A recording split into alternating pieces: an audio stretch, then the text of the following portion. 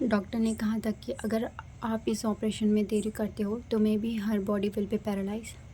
But क्या आपको पता है, इस एक्सीडेंट से मेरी पूरी लाइफ चेंज हो गई इन अ पॉजिटिव वे। वो कहते हैं ना, कुछ मुश्किलें हमें परेशान करने के लिए नहीं, हमें नया रास्ता दिखाने के लिए आती हैं। जब मैं दर्द में थी तब मैं सोचती थी कि या अल्लाह, मैं ही क्यों। बट अब सोचती हूँ कि अल्लाह जो भी करता है अच्छे के लिए करता है। जब भी उस पेन को याद करती हूँ तो वो एक मेरा ट्रॉमा बन गया है। बट जो चीज़ें उससे हुए हैं ना, वो मेरे लिए किसी वरदान से कम नहीं है। जैसे कोई नई लाइफ मिली है, ऐसी लाइफ जिसको मैं पा नहीं सकती थी, जो मेरे लिए इम्पॉसिबल थी। अल्लाह ने उस एक्सीडेंट के थ्रू मेरे लिए पॉसिबल कर दी। अगर उस दिन वो एक्सीडेंट नहीं होता तो शायद मैं नीट की प्रिपरेशन नहीं कर पाती, शायद मैं अपने सपने को पूरा करने की कोशिश नहीं कर पाती, शायद मैं ऐसी लाइफ जी रही होती जिससे मुझे बहुत नफ़रत है। So hello everyone, myself Mirza and currently I am preparing for the NEET 27। So यही वजह है जो मेरी डॉक्टर बनने का सबसे बड़ी वजह बनी। तो जब मैं बच्ची थी तो सब पूछते थे कि बेटा, कि तुम आगे चल के क्या बनोगे, आगे चल के तुम क्या करोगे।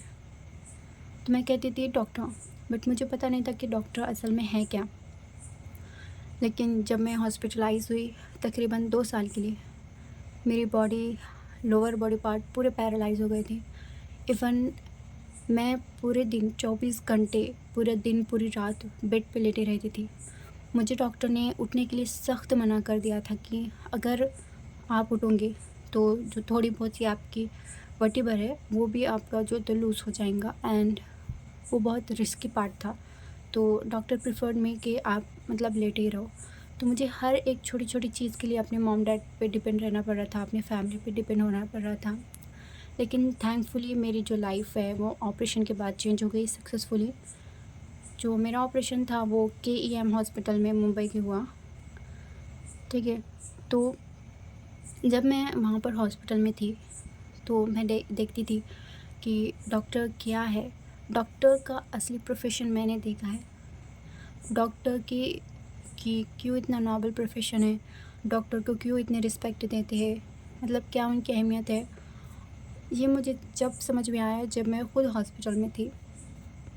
तो एक दिन मैंने अपने मम्मी पापा से पूछा कि पूछा नहीं, बोला कि मॉम डैड मुझे भी अब डॉक्टर बनना है। तो मेरी मम्मी ने कहा हाँ ठीक है।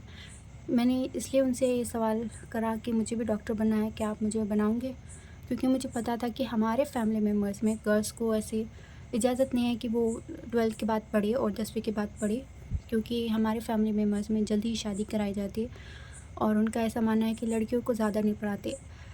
और मैं इस एक्सीडेंट से इतना शुक्रगुज़ार हूँ, मतलब इतनी मतलब थैंक्स करती हूँ अल्लाह को कि अगर ये एक्सीडेंट नहीं होता मेरी लाइफ में तो मैं कभी भी अपने सपने को पूरा कर नहीं पाती, ठीक है, और कोशिश भी नहीं कर पाती।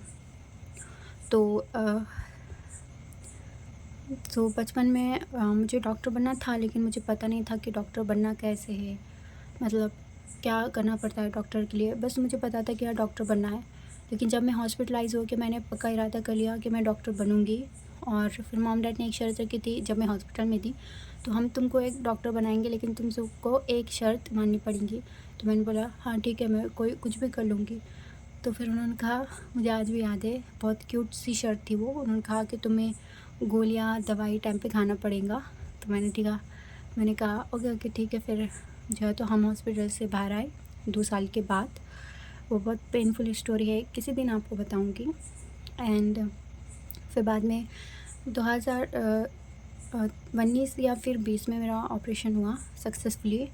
तो 2021 में मेरी 10th हुई एंड उस टाइम पे कोरोना था, तो जिसकी वजह से मैंने बोर्ड का एग्ज़ाम नहीं दिया। जैसे तैसे 11-12 पास हो गए एंड 12 तक भी मुझे पता नहीं था कि मुझे क्या करना है डॉक्टर बनने के लिए। बस पता था कि मुझे डॉक्टर बनना है, मतलब कैसे प्रिपेयर करते वो नहीं पता था। जब मैं 10वीं और 11वीं में थी तो मैं बेल्ट लगा के जाती थी। मतलब मुझे बहुत शर्म आती थी, लेकिन मेरे पास कोई ऑप्शन नहीं था। तो रहता है ना कि ऑप्शन नहीं हुआ तो हमको वही चीज़ करनी पड़ती है जो हम नहीं चाहते।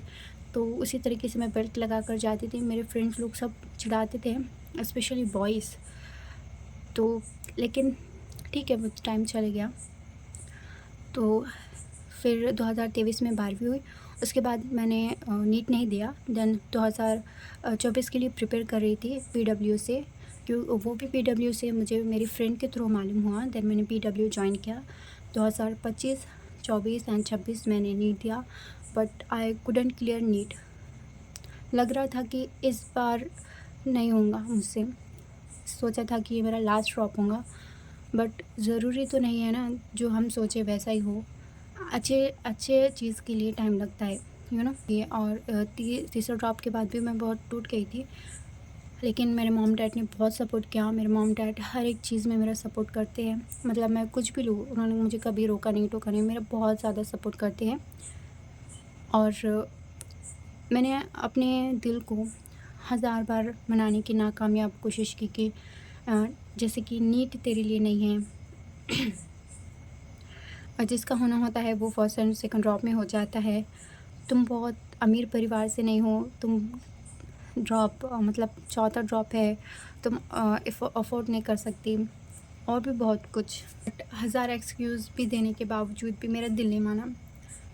मैंने डिसाइड कर ही लिया कि मैं MBBS ही करूँगी, क्योंकि मेरे पास 1000 ऑप्शन है MBBS करने के, लेकिन मेरे पास एक ऐसा ऑप्शन नहीं है जिससे मैं ये तैयारी छोड़ दूँ। And there also a personal reason for it, जो कि मैं आपके साथ शेयर नहीं कर सकती। और जो मैंने आपके साथ शेयर किया कि मेरा एक्सीडेंट हुआ था, ये मेरी बहुत सबसे बड़ी इनसिक्योरिटी थी जो कि मैंने आपके साथ शेयर की है, क्योंकि मैं आपको नहीं जानती, आप मुझे नहीं जानते, ठीक है। वैसे अननोन पर्सन को सीक्रेट शेयर करना अच्छी बात नहीं होती, लेकिन ठीक है, मैंने कर दिया।